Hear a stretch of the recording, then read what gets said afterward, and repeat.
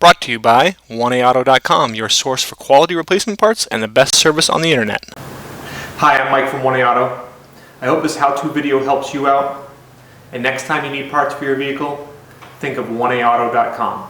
Thanks. In this video, we're going to change the spark plugs on this 1996 Tahoe with the 5.7 liter Vortec motor. Same engine and same procedure for any Chevy or GMC pickup, Tahoe, Suburban, or Yukon with this body style. And we don't show you every plug. We kind of show you the general best practice that we have, as well as really the number 3 plug is probably the hardest one. You need a couple of special tools. The tools you'll need are a ratchet, a 5/8 spark plug socket, as well as a 5/8 regular socket. You'll need a 6-inch and 12-inch extension, and you'll also need a flexible joint. Okay, so I'm looking at the driver's side. I've got the vehicle lifted up so that the tire is as far down as possible. And actually, if you take a pair of needle nose pliers and carefully pull out these clips,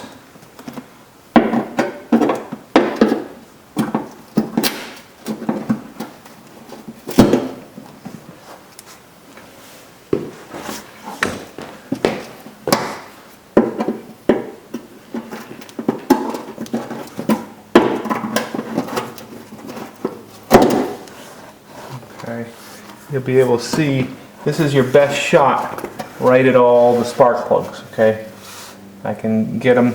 You can get these from up top as well, but this is your straightest and really your easiest shot. And just to further explain here, so these trucks, you can fairly easily go from the top and reach all your spark plugs, but quite honestly, I find it a whole lot easier on my back just to jack up the truck a little bit so that the wheel is all the way down in its travel, then pull out these flaps on the side, and then you have a pretty straight shot right from the inner fender. And I always find it easier to do something, you know, kind of kneeling down rather than trying to bend over or standing on a stool over the fenders and front end and stuff. That usually makes my back spasm, so I find it a whole lot easier to do it going in from this way. Okay, now obviously to replace a plug, I'll reach in there and be careful if your engine is warm. It's better to do this with the engine cold, but I'm just reaching in, trying to turn the boot on the plug a little bit and pull at the same time, and that comes off.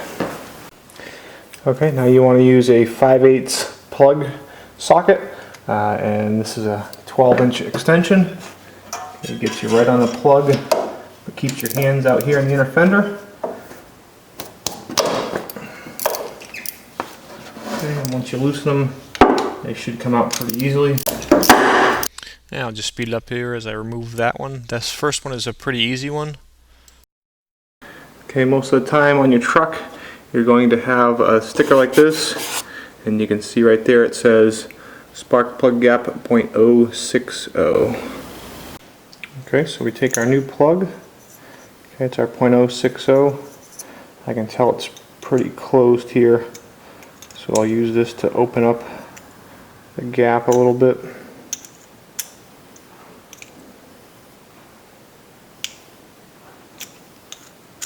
Okay, I'll open it up until it slides through there with a little bit of friction.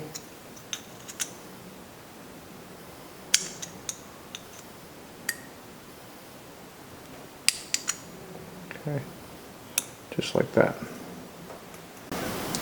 And now fast forward as we load the plug up into our plug socket and then start it out by hand first. You always want to make sure that the plug starts in and turns easily by hand before you put a wrench on it. Okay, and then the plug should be torqued to 20 foot-pounds. Okay, so actually you can see the best strategy for this next one is just a regular 5/8 deep socket, because the spark plug kind of angles down right at the steering shaft, and that heat shield gets kind of in your way. The next plug is the number 3 plug, That's Just the regular second one from the socket. front on the driver's side, Allows you a little and it's flexibility. basically the toughest. What you want to do is you don't want to use your regular spark plug socket on there. You want to use a regular 5/8 deep socket, and basically what I'm doing here is I'm putting the socket onto the spark plug first. So there you can see the sockets on the spark plug, and then what I'm going to do is put a and then I use universal or flexible joint on the end of my extension, and then get that in there, joint. and that is really the best way to get to that spark plug. And then after that, the number 5, which is the third one from the front, is pretty much the same, or actually it's pretty straightforward. When you get to the rear plugs on each side, you'll just want to use a shorter extension, probably like a 6-inch extension, spark plug. because the inner wheel well's in the way. Okay, and you can see here on the passenger side, it's just even easier. There's less obstruction without the steering shaft, and you can go right in there. We hope this helps you out. Brought to you by www.1aauto.com, your source for quality replacement parts and the best service on the internet. Please feel free to call us toll-free 888-844-3393. We're the company that's here for you on the internet and in person.